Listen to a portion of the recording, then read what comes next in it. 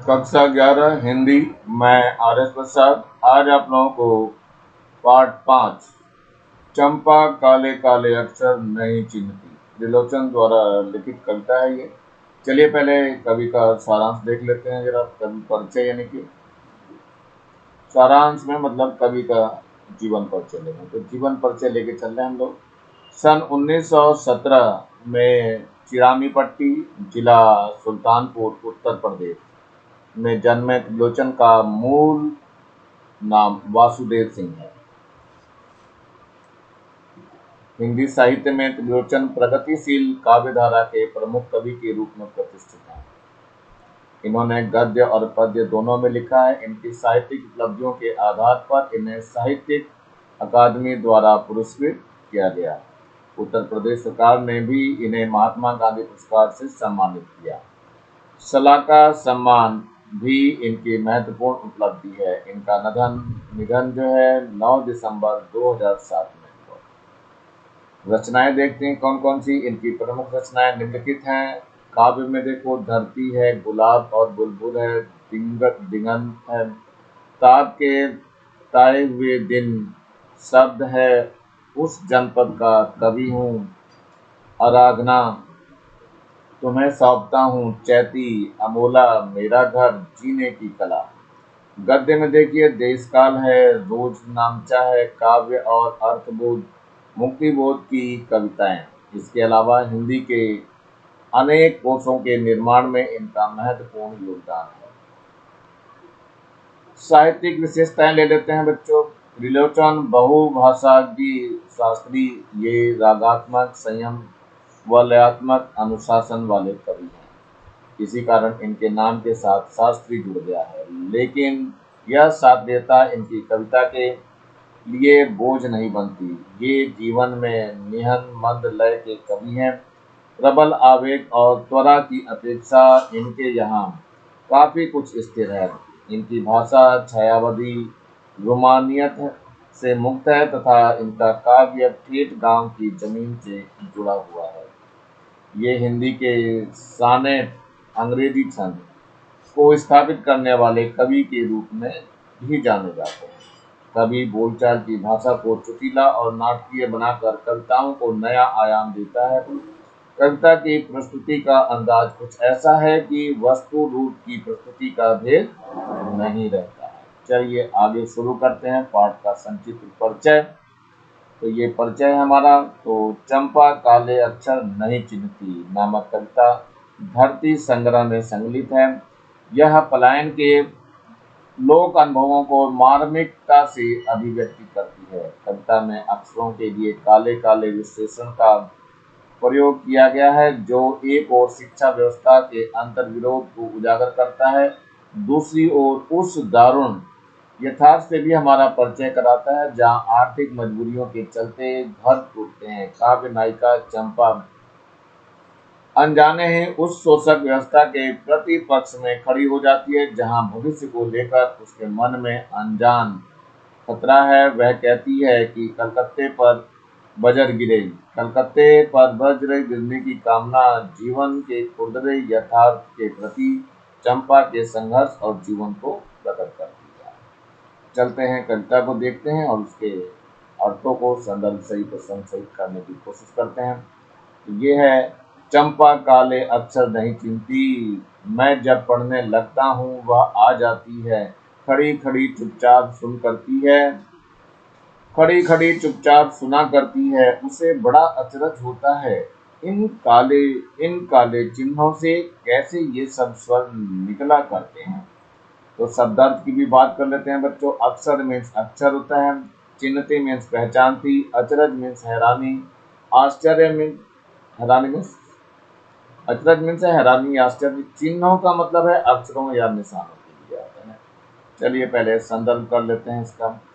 प्रस्तुत काव्यांश पाठ्य पुस्तक के आरोह भाग 1 में संकलित त्रिलोचन द्वारा रचित कविता चांपा काले अक्षर नहीं चिन्हती से उद्धृत है।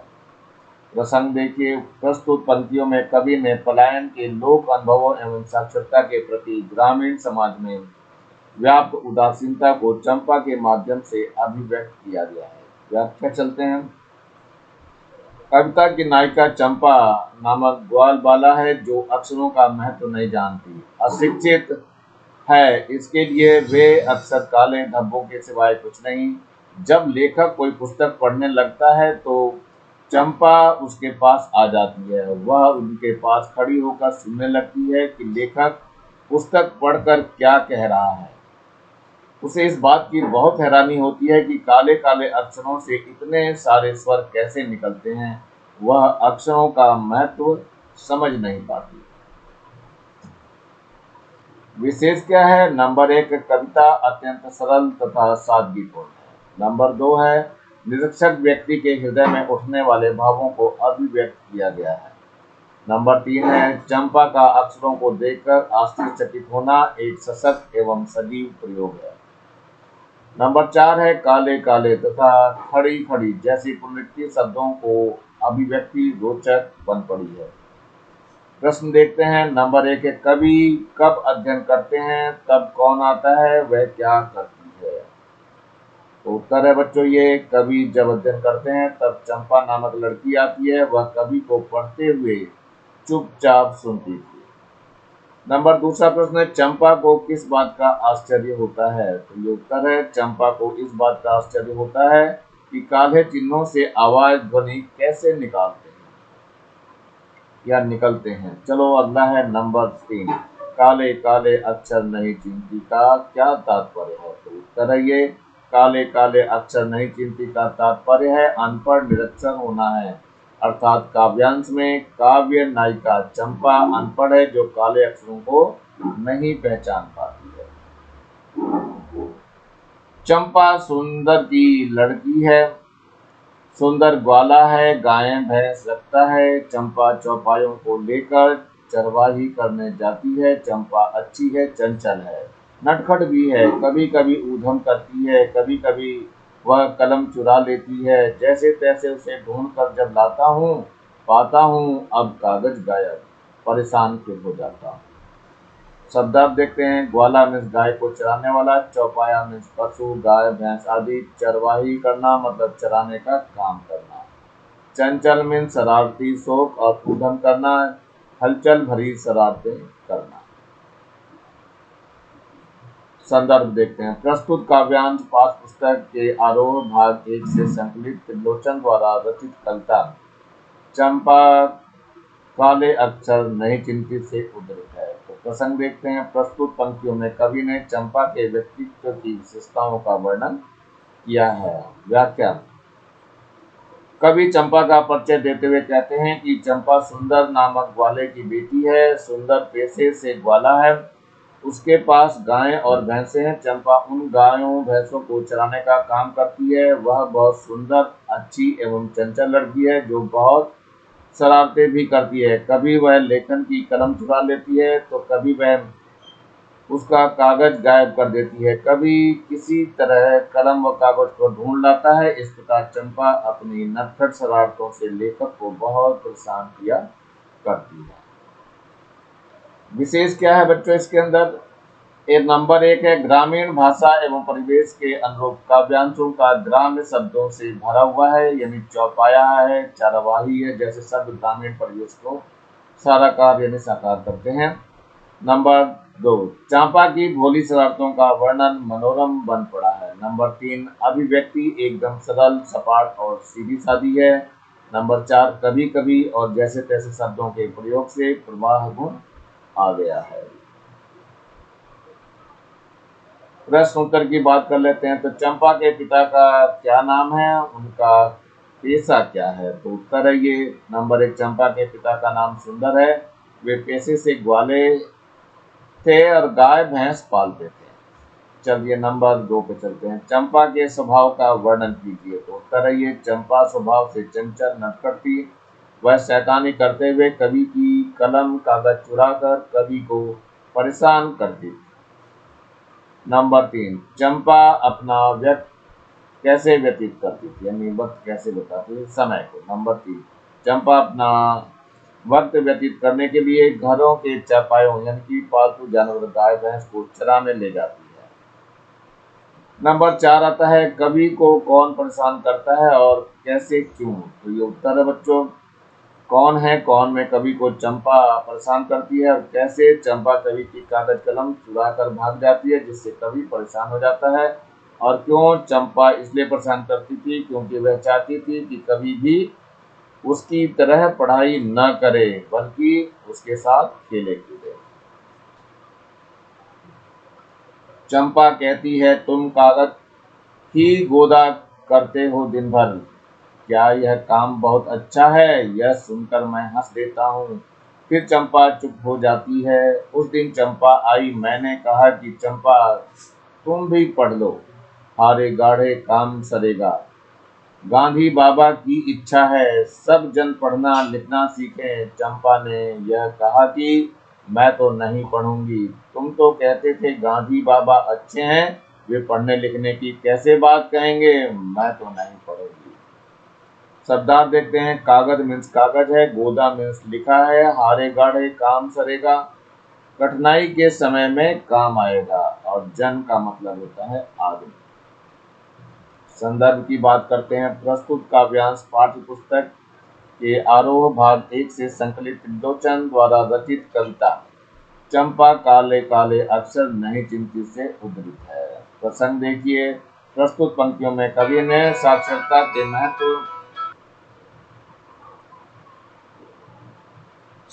के महत्व से अनजान चंपा नामक ग्वाल बाल का चित्रण किया है। चलिए व्याख्या देखते हैं। कवि कहता है चंपा निरक्षर है, उसके काले अक्षरों से कोई संबंध नहीं है, अतः वह लेखक को शिकायत भरे स्वर में कहती है, तुम दिन भर इन कागजों पर लिखा पढ़ी करते रहते हो, क्या यह काम बहुत अच्छा माना जाता है? मैं तो ऐसा नहीं समझती। इस पर लेखक हंस देता है तो चंपा चुप हो जाती है। एक दिन चंपा लेखक के पास आई। लेखक ने उससे कहा, तुम पढ़ना लिखना सीख लो, इससे मुसीबत के समय में तुम्हें सहायता मिलेगी। महात्मा गांधी जी की भी यही इच्छा है कि सभी व्यक्ति पढ़ना लिखना सीख लें। कवि के इस आग्रह पर चंपा सरल स्वभाव से उत्तर देती है, मैं तो नहीं पढ़ूंगी। तुम तो कहते थे कि महात्मा गांधी बहुत अच्छे मनुष्य हैं, तो फिर पढ़ने लिखने की बात क्यों करते हैं? अगर करते हैं तो वे अच्छे कैसे हैं? मैं तो पढ़ाई लिखाई को अच्छा नहीं मानती, इसलिए मैं नहीं पढ़ूंगी। विशेष क्या है इसमें? नंबर 1, निरक्षर व्यक्ति की मनोदशा का सुंदर चित्रण किया गया है। नंबर 2, शिक्षा के प्रति लोगों के मन में उपेक्षा के भाव को यहाँ स्पष्ट किया गया है। नंबर 3, गांधी बाबा के प्रभाव का अच्छा चित्रण हुआ है। नंबर 4 है कागज गोदना में चंपा की खींच मुखर को उठी है। नंबर 5, चंपा के द्वारा प्रश्न पूछे जाने के क्रम में प्रश्न अलंकार की प्रतीति होती है। प्रश्न उत्तर देखते हैं। नंबर 1, कवि ने चंपा को क्या सलाह दी? तो उत्तर है बच्चों इसका, कवि ने चंपा को विद्यालय जाने और पढ़ाई करने की सलाह दी।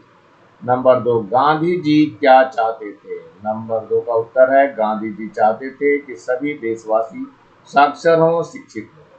नंबर 3, कवि द्वारा चंपा को पढ़ने की बात कहे जाने पर उसकी क्या प्रतिक्रिया थी? उत्तर है, कवि द्वारा चंपा को पढ़ने की बात कहे जाने पर उसे इस बात का आश्चर्य होता है कि गांधी जी अच्छे इंसान थे।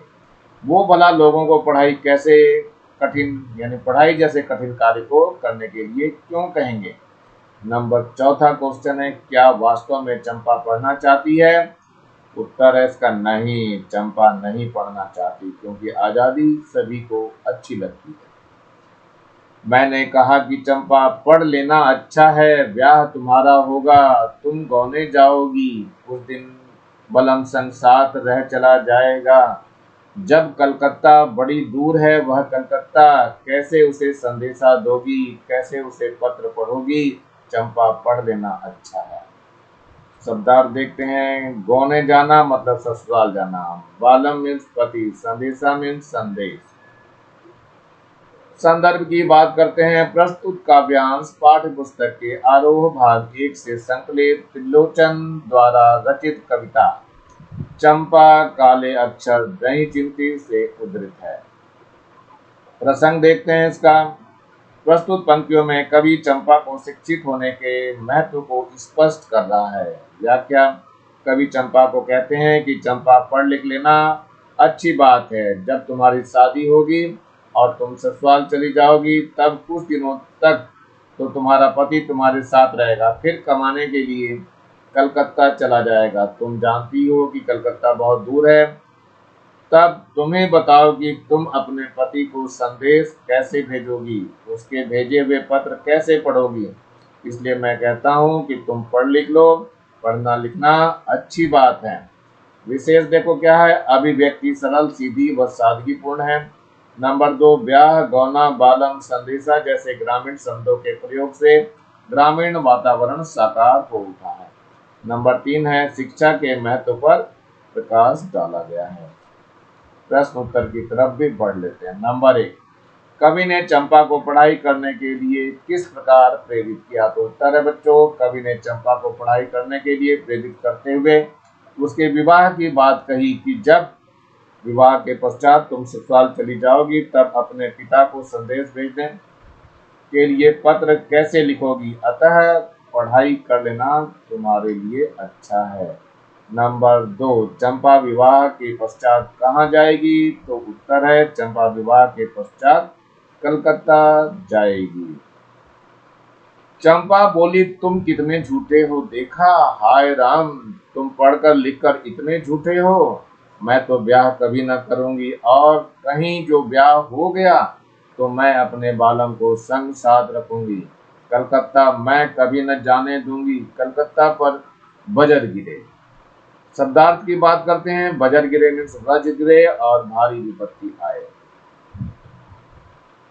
संदर्भ की बात करते हैं। प्रस्तुत काव्यांश पाठ्य पुस्तक के आरोह भाग 1 से संकलित त्रिलोचन द्वारा रचित कविता चंपा काले काले अक्षर नहीं चिंती से उद्धृत है। प्रसंग देखो, इन पंक्तियों में कवि त्रिलोचन ने साक्षरता के महत्व से अनजान चंपा नामक ग्वाल बाला का चित्रण किया है। चंपा पढ़ाई लिखाई के प्रति उदासीन है। लेखक उसे इस तरह से समझाता है, वह शादी, गौने और पति के संदेश को पढ़ने का हवाला देकर उसे पढ़ने लिखने की प्रेरणा देता है। तब चंपा अपनी प्रतिक्रिया में पढ़ना लिखना सीखने की अपेक्षा कलकत्ता के विनाश की कामना करती है। व्याख्या। कवि द्वारा चंपा को पढ़ने की सलाह देने पर वह नाराज हो जाती है। वह कहती है कि तुम बहुत झूठ बोलते हो, तुम पढ़ लिख कर भी झूठ बोलते हो। जहाँ तक शादी की बात है, मैं शादी कभी नहीं करूंगी, और यदि कहीं शादी हो भी गई तो मैं अपने पति को हमेशा अपने साथ रखूंगी, उसे कभी कलकत्ता नहीं जाने दूंगी। परिवार को दूर करने वाला शहर कलकत्ते पर वज्र गिरे, अर्थात उसका विनाश हो, जहां जाके मेरा पति रह जाएगा। विशेष देखिए क्या है। नंबर 1, इस वाक्यांश में चंपा भोलापन, अल्हड़पन और हठी स्वभाव को प्रकट हुआ है। वह पढ़ाई लिखाई को झूठ और चालाकी का पर्याय मानती है। नंबर 2, चंपा के स्वाभाविक संवादों के कारण कविता में सजीवता आ गई है। नंबर 3, भाषा ग्रामीण परिवेश के अनुकूल अत्यंत सरल, सीधी और सादगीपूर्ण है। प्रश्न उत्तर की भी बात कर लेते हैं। नंबर 1, चंपा ने कवि को झूठा क्यों कहा है। तो उत्तर है, चंपा के विचार से पढ़े लिखे लोग दूसरों के मन की बात समझने में समर्थ होते हैं। चूंकि चंपा विवाह करना नहीं चाहती है, यह बात कवि को पढ़े लिखे हैं उन्हें समझ जाना चाहिए, किंतु कवि उससे विवाह करने की बात कहते हैं, अतः वह कवि को झूठा कहती है। नंबर 2 पे देखते हैं, विवाह के पश्चात चंपा की क्या चाहत है। नंबर 3 है, चंपा ने कलकत्ता में वज्र गिरने की बात क्यों कही है। नंबर 4 है, उपरोक्त काव्यांश किस पाठ से उद्धृत है, इसके रचनाकार का नाम लिखिए। चलिए उत्तरों की तरफ बढ़ते हैं। नंबर 2 का उत्तर है, विवाह के पश्चात चंपा ससुराल नहीं जाना चाहती, बल्कि वह अपने पति को ही अपने घर यानी पिता के घर में रखना चाहती है। नंबर 3, कवि के वक्तव्य अनुरूप यदि चंपा को अपने पति के घर कलकत्ता जाना पड़ेगा तो ऐसी स्थिति में कलकत्ता का ही विनाश हो जाएगा, और वो कलकत्ता जाने से बच जाए तो इस प्रकार वह अपने पिता के घर में ही रह सकती है। नंबर 4, उपरोक्त काव्यांश चंपा काले अक्षर नहीं चिंती कविता से उद्धृत है। इसके रचनाकार त्रिलोचन जी हैं। अब चलते हैं प्रश्न उत्तर। इस हिंदी पाठ के क्या है। चंपा ने ऐसा क्यों कहा कि कलकत्ता पर बजट गिरे। उत्तर, चंपा नहीं चाहती थी कि उसका पति छोड़कर कलकत्ता जाए। कलकत्ता शहर परिवारों को तोड़ने वाला है। यह प्रतीक है शोषण का। इस शोषण में आम व्यक्ति का जीवन नष्ट हो जाता है। चंपा अपने पति से अलग नहीं होना चाहती, अतः वह कलकत्ता का विनाश चाहती है ताकि उसका परिवार नहीं टूटे। चंपा को इस पर क्यों विश्वास नहीं होता कि गांधी बाबा ने पढ़ने लिखने की बात कही होगी। तो ये उत्तर है बच्चों, चंपा को कवि की इस बात पर कि गांधी बाबा ने पढ़ने लिखने की बात कही होगी इसलिए विश्वास नहीं होता, क्योंकि उसका मानना था कि शिक्षित होने के उपरांत व्यक्ति झूठ बोलने लगता है, उसमें छल प्रपंच की भावना उत्पन्न हो जाती है। गांधी जी अच्छे व्यक्ति हैं और वे किसी में ऐसे दुर्गुणों के होने का कभी समर्थन नहीं कर सकते। प्रश्न है, कवि ने चंपा की किन किन विशेषताओं का उल्लेख किया है। तो उत्तर है ये, कवि ने चंपा की निम्नलिखित विशेषताओं का उल्लेख किया है। नंबर 1, चंपा निरक्षर है, उसे अक्षर मात्र काले चिन्ह लगते हैं। नंबर 2, वह सदैव निरक्षर रहना चाहती है। नंबर 3, वह शरारती स्वभाव की है, वह कवि के कागज पेन छिपा देती है। नंबर 3, वह भोली और सीधी लड़की है। नंबर 5, वह स्पष्टवादिनी, जो बात मन में है उसे साफ साफ कह देती है। नंबर 6, वह विद्रोही स्वभाव की है, उसे पता है कि शिक्षित व्यक्ति अपने परिवार को छोड़कर दूसरे शहर चला जाता है, अतः वह कहती है कि कलकत्ता पर विपत्ति आए। नंबर 7, वह मेहनती है, वह प्रतिदिन दुधारू पशुओं को चराकर लाती है। और नंबर 8, चंपा में परिवार के साथ मिलकर रहने की भावना है, वह परिवार को तोड़ना नहीं चाहती है। आपके विचार में चंपा ने ऐसा क्यों कहा होगा, मैं तो नहीं पढ़ूंगी। तो उत्तर है, मेरे विचार में चंपा ने ऐसा इसलिए कहा होगा कि उसके मन में यह बात बैठ गई होगी कि पढ़े लिखे लोग अच्छे नहीं होते, वे झूठ बोलते हैं, उनमें छल प्रपंच की भावना होती है। पढ़ लिख कर व्यक्ति अपने समाज से अलग होकर शहरों की ओर पलायन करने लगते हैं तथा ग्रामीणों का शहरों में होने वाला शोषण भी शिक्षित व्यक्ति ही करते हैं, जिसका विरोध लाक्षणिक रूप से चंपा ने कलकत्ता पर बजट गिरे कहकर किया है। चंपा पढ़ी लिखी होती तो कवि से कैसे बातें करती। उत्तर, यदि चंपा पढ़ी लिखी होती तो वह कवि से सहजता से बातें नहीं करती, वह हर बात को घुमा फिरा कर कहती, उसमें बनावटीपन होता, वह विद्रोह का स्वर भी नहीं दिखाती, वह कवि के पढ़ने लिखने का सामग्रियों को नहीं चुराती, उसके कार्यों में सहयोग करती, साथ ही साथ कवि के तर्कों को नकार कर उनकी योग्यता का सम्मान करती और उनका कहना भी मानती। प्रश्न है, इस कविता में पूर्वी प्रदेशों की स्त्रियों की किस विडंबनात्मक स्थिति का वर्णन हुआ है। तो उत्तर है, इसमें पूर्वी प्रदेशों की स्त्रियों की अनपढ़ता और उनके प्रति प्रिय से दूर रहने की व्यवस्था का वर्णन हुआ है। वे अनपढ़ हैं, उनके गांव में रोजगार नहीं है, अतः उनके पतियों को रोजगार के लिए कलकत्ता जैसे महानगरों में जाना पड़ता है। उनकी विडंबना यह है कि उनके पति की चिट्ठी को पढ़ भी नहीं पाती हैं और अपना संदेश लिखकर भी नहीं भेज पाती हैं, अतः वे घुट घुट कर जीती हैं। संदेश ग्रहण करने और भेजने में असमर्थ होने पर एक अनपढ़ लड़की को किस वेदना और विपत्ति को भोगना पड़ता है, अपनी कल्पना से लिखिए। उत्तर है, संदेश ग्रहण करने और भेजने में असमर्थ होने पर एक अनपढ़ लड़की को असहनीय वेदना सहनी पड़ती है। वह विरह की आग में झुलसती है, वह किसी को अपने मन की प्रेम की बातें नहीं बता सकती, उसे अकेलेपन की पीड़ा सहनी पड़ती है। पति का पत्र दूसरे से पढ़वा कर लोग लाज का डर होता है। कुछ स्त्रियां तो इस कारण बिल्कुल अकेली हो जाती हैं।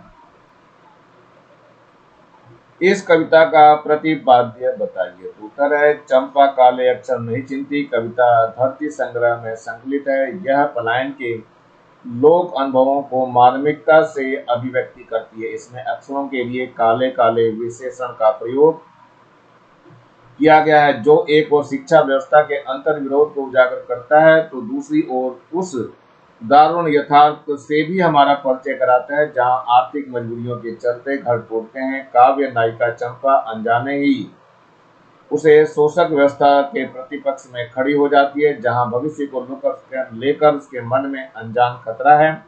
वह कहती है, कलकत्ते पे बजर गिरे, कलकत्ते पर बज गिरने की कामना जीवन के खुरदरे यथार्थ के प्रति चंपा के संघर्ष और जीवन को प्रकट करती है। लेखक चंपा को पढ़ाई लिखाई के लिए कैसे प्रेरित करता है? तो ये उत्तर है, लेखक चंपा से कहता है कि पढ़ाई लिखाई कभी व्यर्थ नहीं जाती, किसी कठिन समय में काम आती है।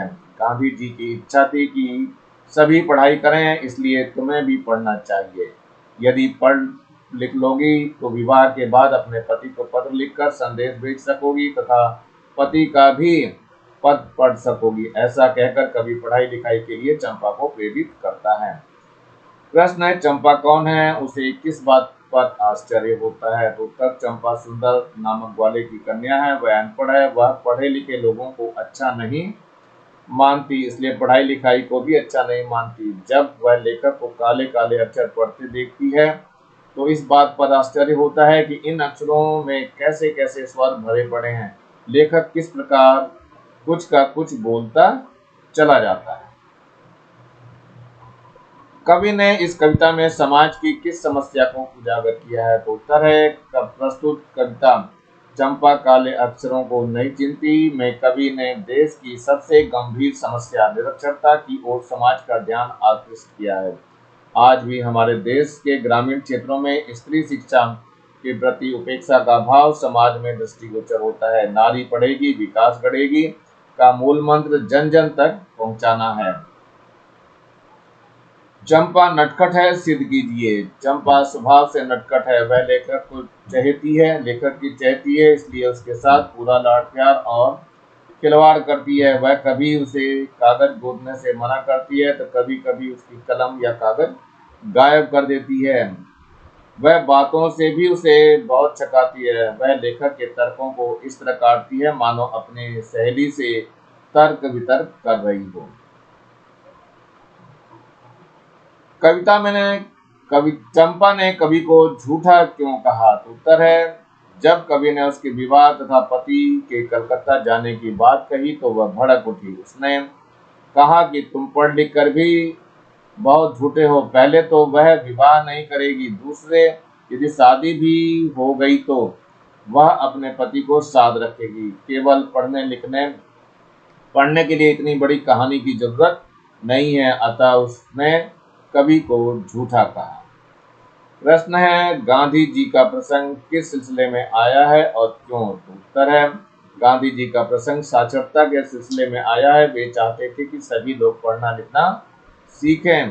कवि जानता था कि लोग गांधी बाबा पर श्रद्धा रखते हैं, चंपा भी उन्हें महात्मा मानती है, अतः उसने उनके सामने गांधी बाबा का नाम लिया ताकि चंपा गांधी जी की इच्छा मानकर पढ़ना लिखना शुरू कर दे।